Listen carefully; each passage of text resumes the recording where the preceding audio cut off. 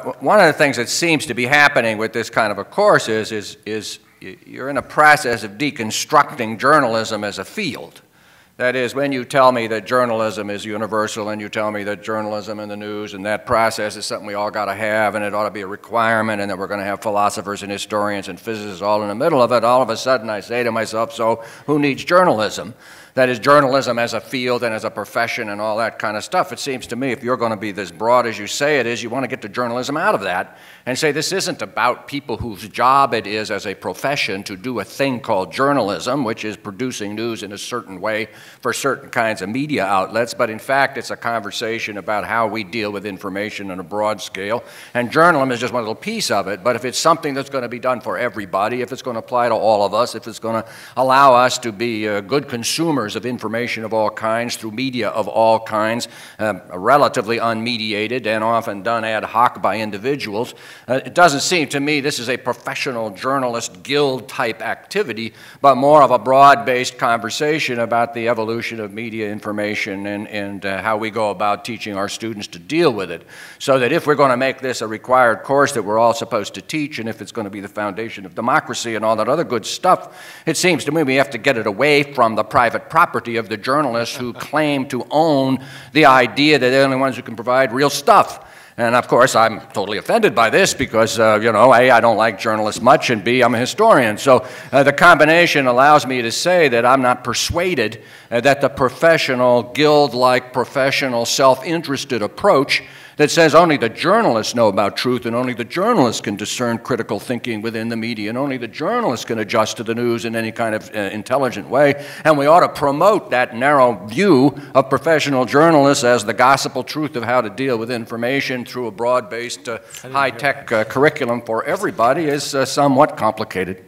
I didn't hear that this morning. I didn't hear that at all. I think this represents a step toward abandoning that concept. Yeah. Exactly. Which I do think was there abandoned before. to me. I see this as extremely collaborative, everything you're doing. I mean, whether you're bringing it into the news literacy curriculum or you're bringing the news literacy curriculum out into the disciplines, into the community. To me, this is actually quite an opening of an otherwise guild occupation, if you will. I agree. I was not hearing the same thing, John, that you heard this morning. And the comments about, well, journalists versus commentators, I mean, a lot of the presentation this morning, I thought, went well beyond that. And Stuart Lurie has reminded us that a course like this going out to the public, one of the principal things it would do would enable the public to more carefully scrutinize the journalist industry. I agree with that.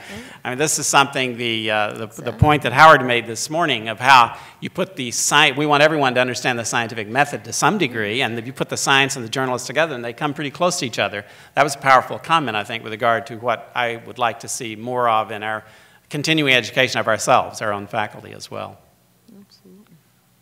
You're going to defend them too?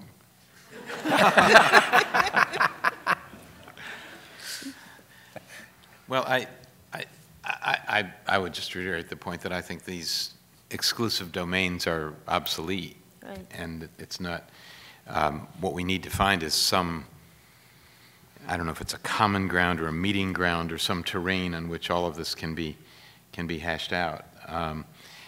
And I think it's rather encouraging for a journalism school. I'm not saying it's not just to be polite to our hosts.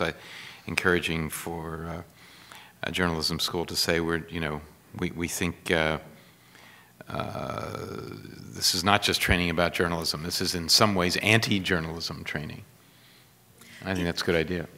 I think the kind of critical thinking we're talking about in this course really does go across the curriculum. And I think of for example, the recent news we've seen in the papers about the new or newly found portrait of Shakespeare.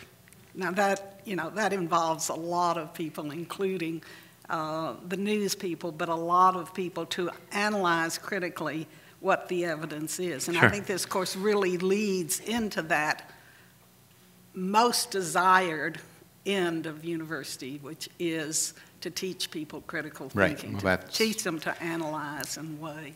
I also want to elaborate on why I see it as opening up the guild, John, as opposed to what you were saying. I mean, because from my perspective, if I just look at the Newhouse School, it sends its students out to every other school and college at Syracuse to take courses. But what this is going to do is bring every other school and college student body into the Newhouse School, ultimately, to take the course that Dean Branham and Charlotte Grimes will be teaching together.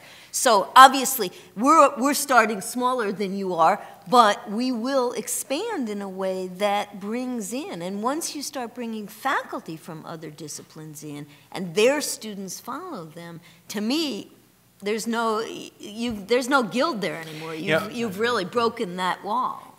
Where is the guild for Wikipedia, for example?